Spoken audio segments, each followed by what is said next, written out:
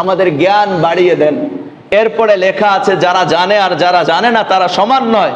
এই যারা জানে, এই জানাটা কোন জানা? এই জানাটা হলো কোরআন এবং হাদিসের জ্ঞান অর্জন করা। এক কথায় শরীয়তের জ্ঞানে যে ব্যক্তি জ্ঞানী হয় ওই ব্যক্তির ব্যাপারেই আল্লাহ তাআলা বলেছেন যারা জানে আর যারা জানে না তারা সমান নয়। শরীয়তের জ্ঞানে যারা জ্ঞানী হয়। এখন আসেন কোরআন এবং হাদিসের মধ্যে বিশেষ যে জ্ঞানটা আছে, এটা কোন কোন জ্ঞান অর্জন করলে মূলত ওই ব্যক্তিকে জ্ঞানী বলা হবে কোরআন এবং হাদিসের আলোকে। আমরা চলেন কোরআন থেকে কিছু উদাহরণ পেশ করি।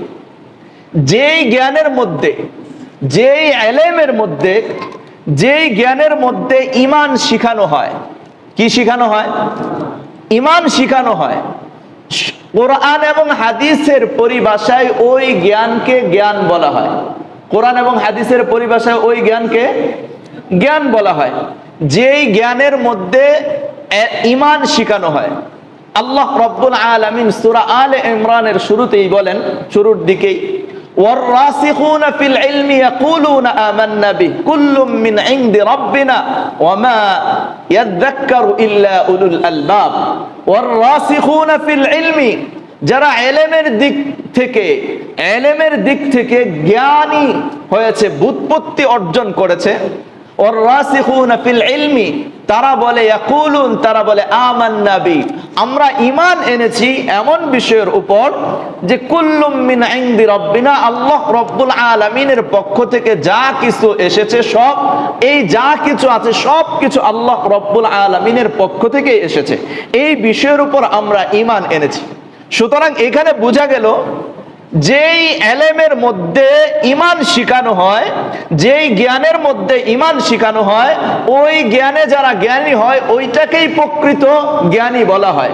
আর যেই ইলমের মধ্যে বা যেই জ্ঞানের মধ্যে ঈমান শিখানো হয় না, আল্লাহ এবং তার রাসূলের প্রতি এবং আল্লাহ রাব্বুল আলামিন যে সমস্ত বিষয়ের প্রতি বিশ্বাস রাখতে বলেছেন ওই সমস্ত বিষয়ে বিশ্বাস রাখে না, ওই জ্ঞানকে প্রকৃত অর্থে জ্ঞান বলা হয় না, ইলম বলা হয় না।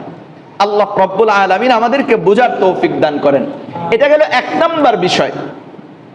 দ্বিতীয় নাম্বার বিষয় হলো যেই জ্ঞানের মধ্যে, যেই জ্ঞান তাওহীদ তথা আল্লাহ রাব্বুল আলামিনের একাত্মবাদ শিখায়, যেই জ্ঞান, যেই শিক্ষা আল্লাহ তাআলার একাত্মবাদের শিক্ষা দেয়, তাওহীদের শিক্ষা দেয়। আল্লাহ রাব্বুল আলামিন একক, তার কোনো শরীক নাই। যার শরীক আছে সে আল্লাহ হতে পারে না, যার শরীক নাই তিনিই আল্লাহ। আল্লাহুস সামাদ, আল্লাহ তাআলা বেনিয়াজ, অমুখাপেক্ষী, সবাই যার মুখাপেক্ষী তিনিই আল্লাহ। যিনি কারো মুখাপেক্ষী নন তিনিই আল্লাহ। লাম ইয়ালিদ ওয়া লাম ইউলাদ ওয়া লাম ইয়াকুল লাহু কুফুয়ান আহাদ, তিনি কাউকে জন্ম দেন নাই, তাকেও কেউ জন্ম দেয় নাই, তার সমকক্ষেও কেউ নাই। মোট কথা, যেই জ্ঞানের মধ্যে, যেই শিক্ষার মধ্যে আল্লাহ তাআলার একাত্মবাদকে শিক্ষা দেওয়া হয়, ওইটাকেই প্রকৃতপক্ষে কোরআন এবং হাদিসের আলোকে, কোরআন এবং হাদিসের পরিভাষায় ইলম বলা হয়, জ্ঞান বলা হয়। এ ব্যাপারে আল্লাহ রাব্বুল আলামিন কোরআনুল কারীমের মধ্যে ইরশাদ করেন, শাহিদাল্লাহু আন্নাহু লা ইলাহা ইল্লাহু, আল্লাহ তাআলা এই কথার সাক্ষ্য দিয়েছেন যে আন্নাহু লা ইলাহা ইল্লাহু, তাকে ছাড়া কোনো মাবুদ নাই। ওয়াল মালাইকাতু ওয়া উলুল ইলমি কাইমান বিল কিসত, ফেরেশতারাও এই কথার সাক্ষী দেয় এবং যারা জ্ঞানী, ওয়া উলুল ইলমি কাইমান বিল কিসত, সত্যনিষ্ঠ জ্ঞান যারা অর্জন করেছে তারাও এই কথার সাক্ষী দেয় যে লা ইলাহা ইল্লা হুয়াল আজিজুল হাকিম, আল্লাহ তাআলা ব্যতীত কোনো মাবুদ নাই, তিনি পরাক্রমশালী, প্রজ্ঞাময়। এই আয়াত দ্বারা পরিষ্কার এই কথা বোঝা যায় যে জ্ঞান আল্লাহ তাআলার একাত্মবাদ শিক্ষা দেয়, তাওহীদ শিক্ষা দেয়, আল্লাহ তাআলার একাত্মবাদের সাক্ষ্য দেওয়া শিক্ষা দেয়, ওই জ্ঞানকেই প্রকৃতপক্ষে জ্ঞান বলা হয়, ইলম বলা হয়। এটা গেল দ্বিতীয় নাম্বার। প্রথম নাম্বার কি বলেছি বলেন? যেই জ্ঞান ইলম শিখায় কোরআন এবং হাদিসের পরিভাষায় তাকে কি বলে? ইলম বলে। যেই জ্ঞান তাওহীদ শিখায় কোরআন এবং হাদিসের পরিভাষায় তাকে ইলম বলা হয়। তৃতীয় নাম্বার, যেই জ্ঞান মানুষকে নামাজ শিখায়, যেই জ্ঞান মানুষকে কি শিখায়? নামাজ শিখায় কোরআন এবং হাদিসের পরিভাষায় তাকে ইলম বলা হয়। চতুর্থ নাম্বার, যেই জ্ঞান মানুষকে আল্লাহ তাআলার ভয়ে বা আল্লাহ তাআলার ভালোবাসায় কান্না করতে শিখায়, চোখ থেকে পানি ঝরাইতে শিখায়, আল্লাহ তাআলার ভয় শিখায়, ওই জ্ঞানকেও কোরআন এবং হাদিসের পরিভাষায় জ্ঞান বলা হয়। পঞ্চম নম্বর, যেই জ্ঞান আল্লাহ তাআলার দেয়া প্রতিশ্রুতির উপর দৃঢ় বিশ্বাসী হতে শিখায়। আল্লাহ তাআলা যে সমস্ত ওয়াদা করেছেন, তুমি এই কাজ করবে আমি এই দিব, তুমি এইটা করবে আমি এটা দিব, আল্লাহ রব্বুল আলামিন যে সমস্ত ওয়াদা করেছেন এই ওয়াদার উপর দৃঢ় বিশ্বাসী হতে শিখায়, ওই জ্ঞানকেই কোরআন এবং হাদিসের পরিভাষায় ইলম বলা হয়, জ্ঞান বলা হয়। এখানে 3 নাম্বার 4 নাম্বার 5 নাম্বার পর্যন্ত বললাম, এর কোনো দলিল আপনাদের সামনে পেশ করি নাই। মনে করতেছেন যে হুজুর মনে হয় নিজের থেকেই বলতেছে। না, আমি এই 3টা বিষয় একত্রে এই কারণেই বলেছি, আল্লাহ রব্বুল আলামিন এই 3টা বিষয় একই সূরার মধ্যে পাশাপাশি 2-3টা আয়াতের মধ্যে উল্লেখ করেছেন। যেমন সূরা বানী ইসরাইলের একেবারে শেষ পৃষ্ঠায়, আধা পারার উপরে এই সূরা 11 পৃষ্ঠা, এই সূরার শেষ পৃষ্ঠায় শেষ রুকুতে আল্লাহ রব্বুল আলামিন বলেন, ইন্নাল্লাযীনা ইয়াখিরুনা লিল আযকানি ইয়াবকুনা ইন্নাল্লাযীনা উতুল ইলমা মিন ক্বাবলিহি ইযা ইউতলা আলাইহিম ইয়াখিরুনা লিল আযকানি সুজদা। আল্লাহ রব্বুল আলামিন বলেন, নিশ্চিতভাবে ইতিপূর্বেই যারা জ্ঞান অর্জন করেছে, নিশ্চিতভাবে ইতিপূর্বে যারা জ্ঞানী হয়েছে, ইলমদার হয়েছে, তাদের সামনে যখন কোরআনুল কারীমের তিলাওয়াত করা হয়, ইয়াখিরুনা লিল আযকানি সুজদা, তারা নত মস্তকে রব্বুল আলামিনের কুদরতি কদমে মাথাটা ঠেকিয়ে দেয়, সিজদা করে। সুতরাং বোঝা গেল, যেই ইলম মানুষকে নামাজ শিখায়, যেই ইলম মানুষকে আল্লাহ রব্বুল আলামিনের কুদরতি কদমে সিজদা করতে শিখায়, যেই ইলম মানুষকে আল্লাহ তাআলার সামনে নিজের মাথাকে ঠেকিয়ে দিতে শিখায়, ওই ইলমকে শরীয়তের পরিভাষায় ইলম বলা হয়, জ্ঞান বলা হয়। আর আল্লাহ তাআলার ওয়াদা, আল্লাহ তাআলার যে ওয়াদা আছে, এই ওয়াদাটা একেবারেই বাস্তবায়িত হবে। আল্লাহ তাআলা এর পরবর্তী আয়াতে বলেন, ইন্নাল্লাযীনা উতুল ইলমা মিন ক্বাবলিহি ইযা ইউতলা আলাইহিম ইয়াখিরুনা লিল আযকানি সুজদা ওয়া ইয়াকুলুনা সুবহানা রাব্বিনা ইন কানা ওয়া'দু রাব্বিনা লামাফউলা।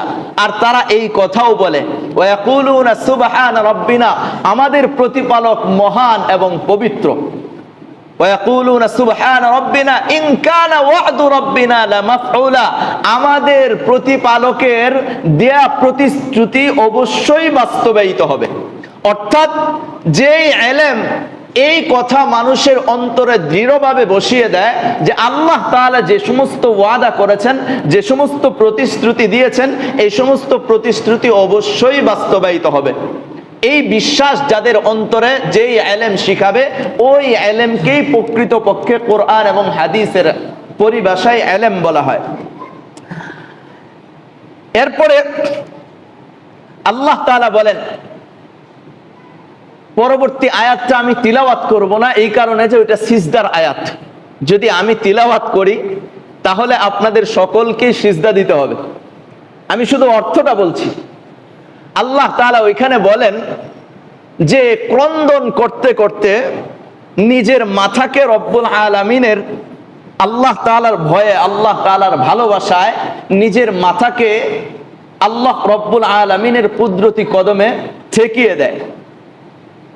এরপরে ভিতরে এবং বাহিরে তাদেরকে দেখলেই বোঝা যায় যে এই ব্যক্তি বড় বিনয়ী, ভিতর থেকেও বাহির থেকেও উভয় দিক থেকেও বোঝা যায় যে এই ব্যক্তি বিনয়ী। সুতরাং যেই ইলম আপনাকে বিনয়ী হতে শিখাবে, যেই ইলম আপনাকে রব্বুল আলামিনের কুদরতি কদমে সিজদা করতে শিখাবে, যেই ইলম আপনাকে আল্লাহ রব্বুল আলামিনের ভয় অন্তরে জাগ্রত হওয়ার ক্ষেত্রে সহযোগিতা করবে, ওই ইলমকেই শরীয়তের পরিভাষায়, কোরআন এবং হাদিসের পরিভাষায় ইলম বলা হয়, জ্ঞান বলা হয়। এর বাহিরে যে সমস্ত জ্ঞান আছে, ওই সমস্ত জ্ঞান না আল্লাহ তাআলার দৃষ্টিতে জ্ঞান, না নবীর দৃষ্টিতে জ্ঞান, না কোরআন এবং হাদিসের দৃষ্টিতে জ্ঞান। কথা পরিষ্কার বুঝে আসতেছে? আল্লাহ রব্বুল আলামিন আমাদেরকে বোঝার আমল করার তৌফিক দান করেন। 6 নাম্বার, আল্লাহ তাআলা বলেন ইন্নামা ইয়াখশাল্লাহা মিন ইবাদিহিল উলামা, নিশ্চয়ই আল্লাহ তাআলাকে তারাই প্রকৃত অর্থে ভয় করে যাদের ভিতরে প্রকৃত জ্ঞান আছে। যারা জ্ঞানী তারা আল্লাহ রব্বুল আলামিনকে ভয় করে। এর মাকসাদ কি? যারা কোরআন এবং যেই ইলম আল্লাহ তাআলার ভয় অন্তরে জাগ্রত হতে শিখায়, ওই ইলমকে শরীয়তের পরিভাষায় কি বলে? ইলম বলা হয়। এছাড়া যে সমস্ত জ্ঞান আছে, এই সমস্ত জ্ঞানগুলোকে শরীয়তের পরিভাষায় জ্ঞান বলা হয় না, ইলম বলা হয় না। আমরা যে যত বড় শিক্ষিতই হই না কেন, যে যত বড় ডিগ্রিধারী হই না কেন, ওই ডিগ্রিধারী হওয়ার সাথে যদি এই বিষয়গুলো আমাদের না থাকে, অর্থাৎ আমার জ্ঞান আমাকে ঈমান শিখায় নাই, আমার জ্ঞান আমাকে আল্লাহ তাআলার তাওহীদ একাত্মবাদ শিখায় নাই, আমার জ্ঞান আল্লাহ তাআলার সামনে আমাকে মাথা নত করতে শিখায় নাই, আমাকে নামাজ শিখায় নাই, আমাকে আল্লাহ তাআলার ভয় শিখায় নাই, আমাকে এরকম ভাবে আল্লাহ তাআলার দেয়া প্রতিশ্রুতি শিখায় নাই, এরকম বিষয় যেই জ্ঞান শিখাবে না, ওই জ্ঞান কোনো জ্ঞানই নয়, ওইটা একটা মূর্খতার শামিল। আল্লাহ তাআলা তাদের ব্যাপারেই বলেছেন, সে দুনিয়ার দৃষ্টিতে যত বড় শিক্ষিতই হোক না কেন, আল্লাহ তাআলা কুরআনুল কারিমে তাদেরকে বলেছেন উলাইকা আনিল গাফিলাতি উলাইকা আনিল আখিরাতি হুম গাফিলুন, এরাই প্রকৃতপক্ষে গাফেল এবং অজ্ঞ এবং মূর্খ। আল্লাহ তাআলার পরিষ্কার। দেখেন, রাসূলুল্লাহ সাল্লাল্লাহু আলাইহি ওয়াসাল্লামের জামানায় এক ব্যক্তি ছিল যার নাম আমরা সকলেই জানি, তার নাম হলো আবু জাহাল। কি নাম? আবু জাহেল। জানি কি জানি না বলেন? আবু জাহেলের কিন্তু আরেকটা নাম ছিল, আবুল হেকাম। আবুল হেকাম অর্থ হলো মহাজ্ঞানী। আবুল হেকাম অর্থ কি? মহাজ্ঞানী।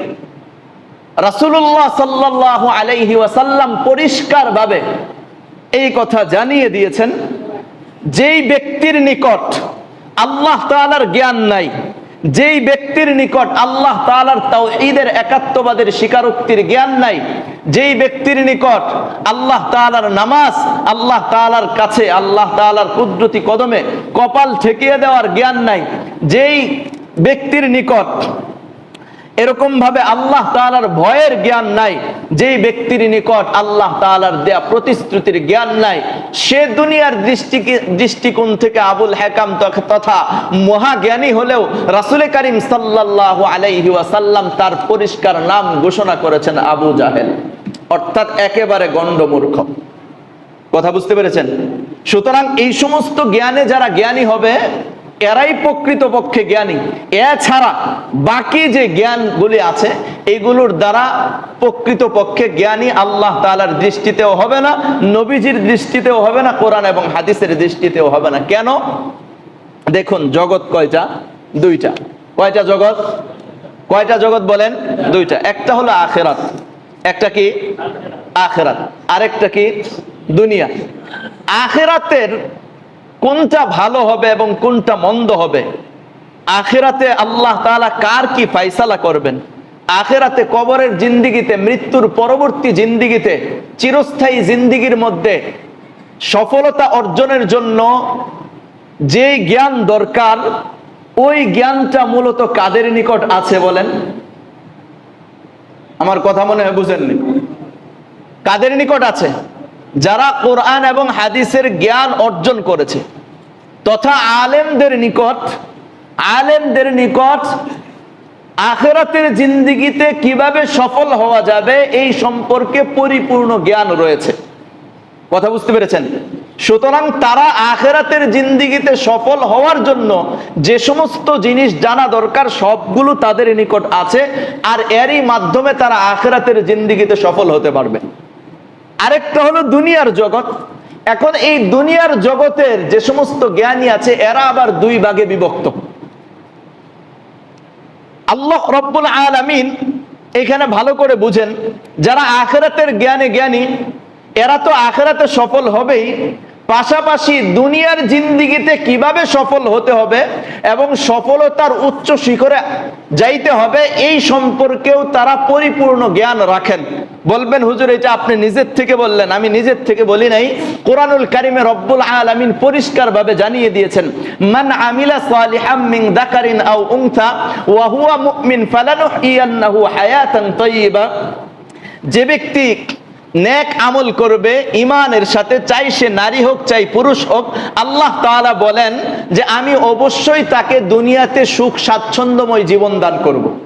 কি জীবন দান করব? এখন বলেন তো, ঈমান এবং ইলমের বিষয়ে সবচাইতে বেশি জ্ঞানী কারা? বলেন উলামায়ে কেরাম। ঈমান এবং ইলমের আমলের বিষয়ে, ঈমান এবং আমলের বিষয়ে সবচাইতে বেশি জ্ঞানী হলো উলামায়ে কেরাম। সুতরাং উলামায়ে কেরাম এই বিষয়েও জানেন, আখিরাতের বিষয়েও তারা সফল, দুনিয়ার জিন্দেগিতে কিভাবে সফলতা আসবে সেই সম্পর্কেও তারা পরিপূর্ণ জ্ঞান রাখে। সুতরাং বোঝা গেল যে ব্যক্তি এই কোরআন এবং হাদিসের জ্ঞানে জ্ঞানী হয়েছে, এই ব্যক্তি একেবারে পূর্ণ জ্ঞানী, আখিরাতের জ্ঞানেও জ্ঞানী, দুনিয়ার জ্ঞানেও জ্ঞানী। এটা সে পূর্ণাঙ্গ ইলম অর্জন করেছে। আর যে ব্যক্তি শুধুমাত্র দুনিয়াটা অর্জন করেছে, আখিরাতটা অর্জন করে নাই, সে হলো অর্ধজ্ঞানী। সে কি জ্ঞানী বলেন? অর্ধজ্ঞানী। এখন আসেন, এই অর্ধজ্ঞানীদের মধ্যে আবার দুই ভাগে বিভক্ত কিছু মানুষ। অর্ধজ্ঞানী যারা, দুনিয়ার শিক্ষায় যারা শিক্ষিত, এরা আবার দুই ভাগে বিভক্ত। এক ভাগ হলো তারা যারা এটা উপলব্ধি করে যে আমরা দুনিয়াবি জ্ঞান অর্জন করেছি, ডাক্তার হয়েছি, ইঞ্জিনিয়ার হয়েছি, ব্যারিস্টার হয়েছি, অথবা অর্থনীতিবিদ হয়েছি, রাজনীতিবিদ হয়েছি, যাই হয়েছি কিনা দুনিয়াতে অনেক কিছু অর্জন করলেও আমরা আখিরাতের বিষয়ে যেহেতু অজ্ঞ, সুতরাং যারা আখিরাতের বিষয়ে বেশি জ্ঞানী তাদের নিকট যে, সেই সমস্ত উলামায়ে কেরামের নিকট গিয়ে যে ওই আখিরাতের জ্ঞান অর্জন করে, দুনিয়ার জ্ঞানকে আখিরাতের জ্ঞানের আলো দ্বারা আলোকিত করবে, যারা এই ধরনের বিশ্বাস বা এই ধরনের চিন্তা চেতনা যারা লালন করে, এরা দুনিয়াবি জ্ঞানী হওয়া সত্ত্বেও যদি ওই যে সমস্ত ব্যক্তিদের নিকট আখিরাতের জ্ঞান আছে তাদের নিকট যে যদি ওই জ্ঞান অর্জন করে, ওই দুনিয়ার জ্ঞানকে আখিরাতের জ্ঞানে আলোকিত করে, তাহলে এই ব্যক্তিও দুনিয়াতে সফল হবে, আখিরাতে সফল হবে। কথা বুঝতে পেরেছেন? পক্ষান্তরে এই সমস্ত অর্ধশিক্ষিতদের মধ্যে কিছু ব্যক্তিরা আছে যারা মোল্লা অথবা উলামায়ে কেরামদেরকে বিভিন্ন ভাবে টিটকারিমূলক কথা বলে। এরা কি জানে? এরা কিচ্ছু জানে না। এরা একেবারে শুধুমাত্র সেকেলে বিষয় নিয়ে তারা চলাফেরা করে। এই ধরনের যারা ব্যক্তি রয়েছে, এদেরকে আল্লাহ রব্বুল আলামিন কোরআনের পরিভাষায় অর্ধজ্ঞানে আসলে কোনো কাজই হয় না। অর্ধজ্ঞানে কোনো কাজ হয় না। যেমন একটা মোবাইল নাম্বার, আপনি কাউকে কল করবেন, আমাদের বাংলাদেশের বিজির সংখ্যা কত বলেন? 11টা। কয়টা? আপনি 7টা বিষয়ে জানলেন। কয়টা বিষয়? 7টা বিষয়ে জানলেন, আর 5টা অক্ষর আপনার জানা নাই। বলেন তো, এই 5টা অক্ষর আপনি তো 7টা বিষয়ে জ্ঞান অর্জন করেছেন, 7টা বিষয়ে আপনার জ্ঞান আছে, নাম্বার 7টা জানেন, সুতরাং কিছু হইলেও তো কথা বলা যাবে। হ্যাঁ, বুঝেন নাই? 7টা অক্ষর যেহেতু জানেন, সুতরাং এই 7টা অক্ষর দিয়ে কল দিলে 2-1 মিনিট কথা বলা যাবে। 10 মিনিট কথা না বললে অন্তত 1-2 মিনিট কথা বলা যাবে। বলা যাবে? বলা যাবে না।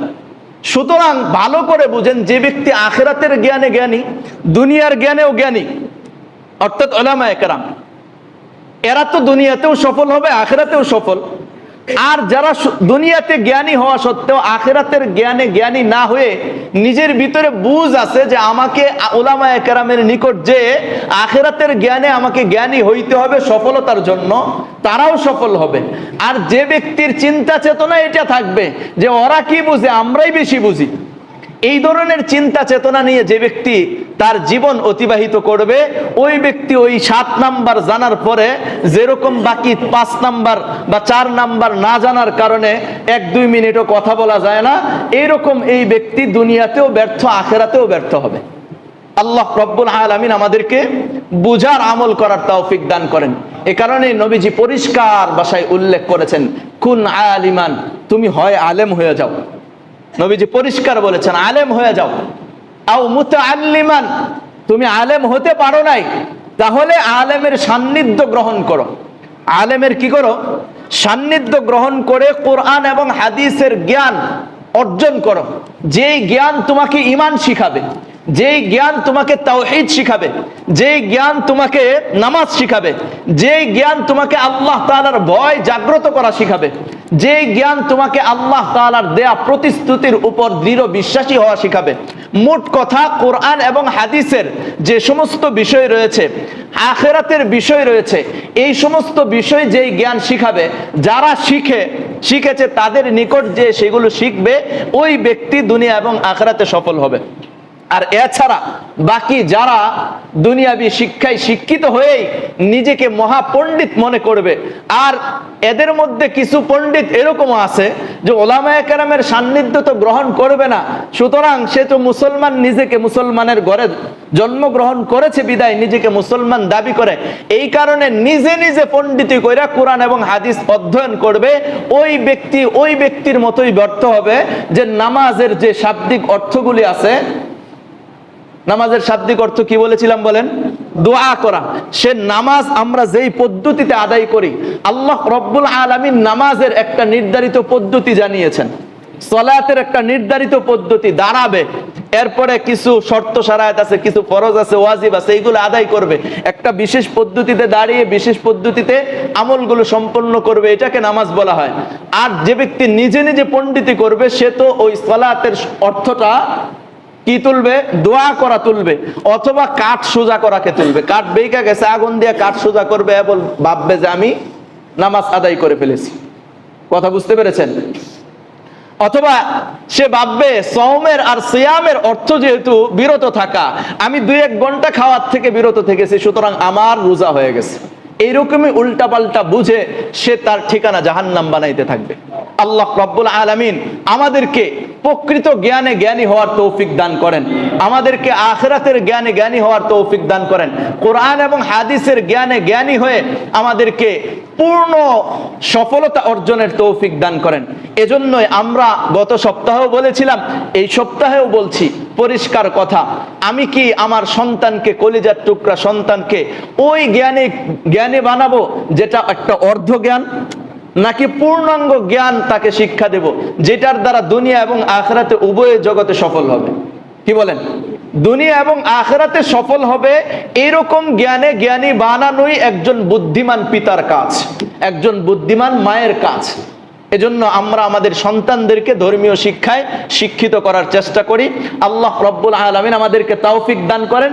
পাশাপাশি আমরা যারা এখন বড় হয়ে গিয়েছি, ধর্মীয় শিক্ষা মাদ্রাসায় ভর্তি হয়ে শিক্ষা অর্জন করা সম্ভব নয়, তাদের জন্য সহজ পদ্ধতি হলো উলামায়ে কেরামের সান্নিধ্য গ্রহণ করে উলামায়ে কেরামের কাছ থেকে যে সমস্ত জ্ঞান অর্জন করলে রব্বুল আলামিনের নিকট আমি জ্ঞানী হব, নবীজির নিকট আমি জ্ঞানী হব, এরপরে কোরআন হাদিসের পরিভাষায় আমি জ্ঞানী হব, সেই জ্ঞানগুলো অর্জনের তৌফিক দান করেন। এবং যদি এটাও সম্ভব না হয়, তাহলে আমরা প্রতি মাসে হোক, বৎসরে হোক, চিল্লাই যে ওই চলতি ফিরতি যে মাদ্রাসা আছে, ওইখানে যেও আমরা জ্ঞান অর্জন করতে পারি কোরআন এবং হাদিসের। যারা জানে আর যারা জানে না, তারা কি সমান হতে পারে? এতটুকু লিখে এরপরে নিচে দিয়ে লেখা আছে কোরআন, আল কোরআন, এটা কোরআনুল কারীমের একটা বক্তব্য। তার মানে যে ব্যক্তি জ্ঞান অর্জন করেছে আর যে ব্যক্তি জ্ঞান অর্জন করে নাই, এই ব্যক্তি কখনোই সমান হতে পারে না। আমরাও যে রব্বুল আলামিনের নিকট দোয়া করব যে হ্যাঁ আল্লাহ, আপনি আমাদের জ্ঞান বাড়িয়ে দেন, এই জ্ঞান বলতে মূলত কোন জ্ঞান বোঝানো হয়েছে? জ্ঞানের আরবি শব্দ হলো ইলম। সূরা তাহার মাঝে আল্লাহ রব্বুল আলামিন নবীজিকে সম্বোধন করে বলেন, হে নবী, আপনি বলুন ওয়াকুর রব্বি জিদনি ইলমা, আপনি বলুন রব্বি জিদনি ইলমা, হে আল্লাহ রব্বি জিদনি ইলমা, আমার প্রতিপালক আমার ইলমকে বৃদ্ধি করে দিন, আমার জ্ঞান বৃদ্ধি করে দিন। আবার সূরা জুমারের 2য় পৃষ্ঠায় লেখা আছে আল্লাহ তাআলা বলেন, কুল হাল ইয়াস্তাবিল্লাযীনা ইয়ালামুন ওয়াল্লাযীনা লা ইয়ালামুন, নিশ্চয়ই যারা জানে আর যারা জানে না তারা সমান নয়, সমান হতে পারে না। এইখানে যে ব্যক্তি জানে আর জানে না, এইখানে এই জানা আর না জানার বিষয়টা মূলত কোন জানার কথা আল্লাহ তাআলা বর্ণনা করেছেন, সেই বিষয়ে আমরা একটু আলোচনা করব আজকের জুমায়। দেখুন, জ্ঞান এটার আরবি শব্দ হলো এলেম। এলেমের একটা শাব্দিক অর্থ, এলেমের কিসের অর্থ? শাব্দিক একটা অর্থ হলো জ্ঞান অর্জন করা। এলেমের শাব্দিক অর্থ কি বলেন? জ্ঞান অর্জন করা। এলেমের শাব্দিক অর্থ হলো জ্ঞান অর্জন করা। এখন এই জ্ঞান দ্বারা কি আমরা যে সমস্ত দুনিয়াবি জ্ঞান অর্জন করছি বা করি সেটা উদ্দেশ্য, নাকি এই জ্ঞান দ্বারা বিশেষ এক জ্ঞান উদ্দেশ্য? আমার কথা বুঝতেছেন? এই জ্ঞান দ্বারা স্কুল, কলেজ, ভার্সিটি বা দুনিয়াতে যে সমস্ত জিনিস আমরা শিখি, এইগুলো উদ্দেশ্য নাকি বিশেষ কোনো উদ্দেশ্য? যেমন দেখেন, আল্লাহ রাব্বুল আলামিন কোরআনুল কারীমের মধ্যে কিছু শব্দ ব্যবহার করেছেন, যেগুলোর শাব্দিক অর্থ যদি কোনো ব্যক্তি গ্রহণ করে, শুধুমাত্র শাব্দিক অর্থটা গ্রহণ করে, এই ব্যক্তি গোমরাহ হবে এবং এই ব্যক্তির ঠিকানা জাহান্নাম হবে, যদি শাব্দিক অর্থটা গ্রহণ করে। রব্বুল আলামিন যেই উদ্দেশ্যে যেই শব্দটা ব্যবহার করেছেন, সেই উদ্দেশ্যে যদি ওই শব্দ কোনো ব্যক্তি গ্রহণ না করে, বরং নিজেকে বড় পণ্ডিত মনে করে, কোনো উলামায়ে কেরামের কাছে বা ধর্মীয় জ্ঞানে যারা জ্ঞানী, কোরআন হাদিসের জ্ঞানে যারা জ্ঞান অর্জন করেছে, আল্লাহ রাব্বুল আলামিন যেই শব্দটা যেই উদ্দেশ্যে ব্যবহার করেছেন, সেই উদ্দেশ্যে ব্যবহার না করে বরং ব্যাপক অর্থ নিয়ে সে ওইটা গ্রহণ করবে, এর দ্বারা সে ব্যর্থ হয়ে যাবে এবং গুমরাহির মধ্যে পড়ে যাবে, ঠিকানাও জাহান্নাম হবে। উদাহরণস্বরূপ আপনাদেরকে দুইটা শব্দের কথা বলি। আমরা যে নামাজ পড়ি, নামাজের আরবি শব্দ হলো সলাত। নামাজের আরবি শব্দ কি বলেন? সলাত। সলাতের একটা শাব্দিক অর্থ হলো দোয়া করা। কি করা? সলাতের শাব্দিক অর্থ কি? দোয়া করা। সলাতের শাব্দিক আরেকটা অর্থ আছে, আমরা যে কাঠগুলি কাটি না, কাঠ কেটে রেখে দিলাম, বা মিলে সমিলের মধ্যে কাঠ কেটে এরপরে রেখে দেওয়ার পরে ওই কাঠগুলো যদি বেঁকে যায়, তো ওই বেঁকে যাওয়া কাঠগুলোকে আগুনে তাপ দিয়ে সোজা করার অর্থেও সলাত শব্দটা আরবিতে ব্যবহৃত হয়। তার মানে আমরা দুইটা অর্থ পাইলাম। সলাত শব্দের একটা অর্থ কি? দোয়া। আরেকটা অর্থ কি? বেঁকে যাওয়া কাঠকে সোজা করা, আগুনে তাপ দিয়ে সোজা করা, এটাকেও সলাত বলা হয়। এখন কোনো ব্যক্তি যদি শুধুমাত্র আরবি শব্দের অর্থ জেনে এরপরে সেই অনুযায়ী সে নিজের জীবনে এই সলাতকে কাজে লাগায়, যদি ধরেন কোনো ব্যক্তি কোরআন হাদিস শিখলো, নিজে নিজে শিখলো, অন্যের কাছ থেকে শিখলো না, বা আরবি জ্ঞান সে কিছু শব্দের অর্থ জেনেছে, কোরআনুল কারিমে আল্লাহ তাআলা বলেছেন আকিমুস সালাহ, তোমরা নামাজ কায়েম করো। সে এখন অফিসের মালিক তার কর্মচারীদেরকে নিয়ে জোহরের নামাজ কায়েম করার উদ্দেশ্যে সে কর্মচারীদেরকে উদ্দেশ্য করে বলল, আসো আমরা নামাজ কায়েম করি। এবার নামাজ কায়েম করার জন্য কর্মচারীদেরকে নিয়ে হাত তুলে দোয়া করা শুরু করলো, আল্লাহ আমাকে এইটা দিয়ে দেন, ওইটা দিয়ে দেন, ফ্যাক্টরির বিপদ আপদ দূর করেন, ফ্যাক্টরিতে যেন আরো বেশি লাভ হয়, এইগুলোর ব্যবস্থাপনা করে দেন, বিরহমাতিকা ইয়া আরহামার রাহিমিন। বলেন তো, এই যে সালাতটা সে আদায় করলো, অর্থাৎ সে দোয়াটা করলো, এটার দ্বারা জোহরের নামাজ আদায় হয়েছে না হয় নাই? হয়েছে। সে তো সালাত আদায় করেছে। সে দোয়া করেছে না? সলাৎ যে আদায় করলো, এই সলাতের দ্বারা সে কি পুরস্কার পাবে না তিরস্কার পাবে? এই সলাতের দ্বারা আল্লাহ তাআলা তাকে জান্নাত দান করবে না জাহান্নাম? সুতরাং বোঝা গেল আরবি শব্দ জানলেই শুধুমাত্র নিজে নিজে সেই অর্থ গ্রহণ করে কোনো ব্যক্তি যদি আমল করতে যায়, তাহলে সে ব্যক্তি গুমরাও হবে, পাশাপাশি তার ঠিকানা জাহান্নামও হতে পারে। আরেকটি উদাহরণ আপনাদেরকে বলি, আমরা যে রমজান মাসে রোজা রাখি, রোজার আরবি শব্দের অর্থ, আরবি শব্দ হলো সওম বা সিয়াম। এই সওম বা সিয়ামের শাব্দিক অর্থ হলো বিরত থাকা। সওম বা রোজার, সওম বা সিয়ামের শাব্দিক অর্থ কি? বিরত থাকা। এখন কোন ব্যক্তি এই বিরত থাকা অর্থটা সে শিখেছে, শিখার পরে রোজার প্রথম দিন অফিসে গিয়েছে, যাওয়ার পরে পিয়নকে ডাক দিয়ে বলল যে এখন তো 10টা প্রায় বেজে গেছে, আমার জন্য সুন্দর করে অনেক নাস্তা পানির ব্যবস্থা করো। পিয়ন কি বলবে? স্যার আজকে মনে হয় রোজা, এটা মনে হয় আপনি ভুলে গেছেন। সাথে সাথে ওই ব্যক্তি বলতেছে, তুমি কি কোরআন হাদিস বেশি বুঝো?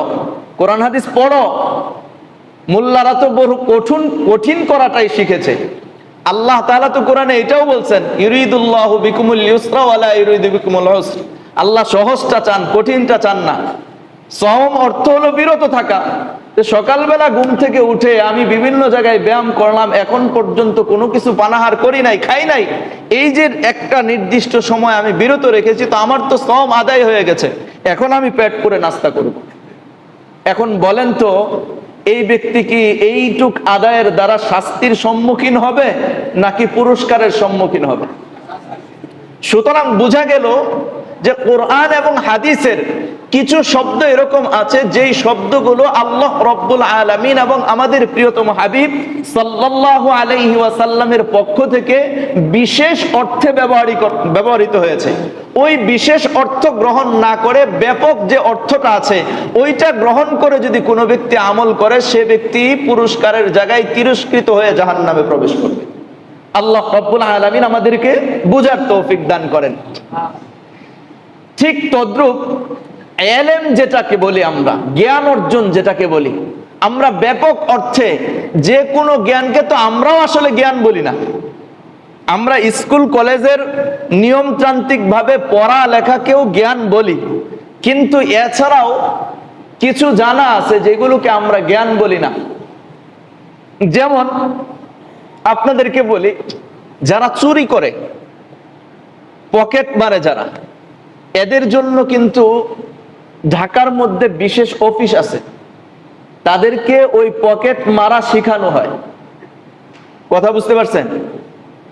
তারা ওইখানে ট্রেনিং দেয়। ট্রেনিং দিলে লাভ কি?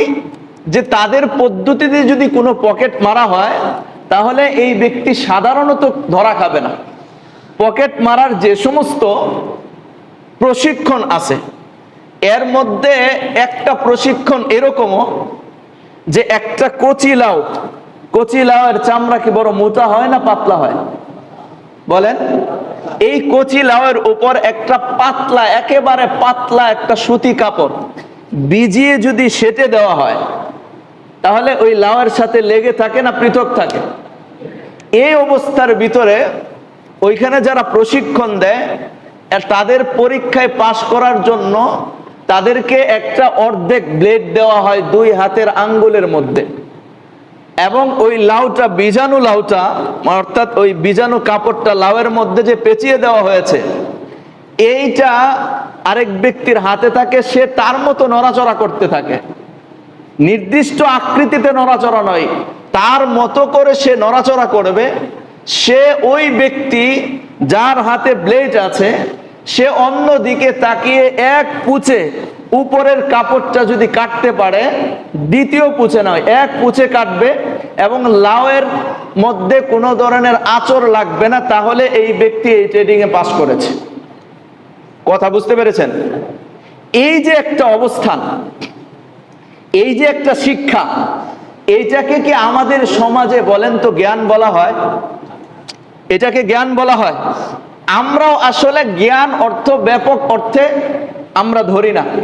আমরাও নির্দিষ্ট কিছু নিয়মতান্ত্রিক ভাবে যদি কোনো ব্যক্তি শিক্ষা অর্জন করে তাকেই আমরা জ্ঞান বলি। ঠিক তদ্রূপ কোরআন এবং হাদিসের মধ্যে যেই এলেমকে এলেম বলা হয়েছে, যেই এই এলেমটা নির্ধারিত এলেমের কারণেই, নির্ধারিত যে বিষয়টা আল্লাহ এবং তার রাসূল বুঝিয়েছেন, ওই জ্ঞানে যে ব্যক্তি জ্ঞানী হবে মূলত আল্লাহ তাআলা এবং নবী করিম সাল্লাল্লাহু আলাইহি সাল্লামের দৃষ্টিতে ওই ব্যক্তিই জ্ঞানী। এছাড়া যে যত জ্ঞানী অর্জন করুক না কেন ওই ব্যক্তি আল্লাহ এবং তার রাসূলের দৃষ্টিতে, কোরআন এবং হাদিসের দৃষ্টিতে জ্ঞানী নয়। আল্লাহ রাব্বুল আলামিন আমাদেরকে বোঝার আমল করার তৌফিক দান করেন।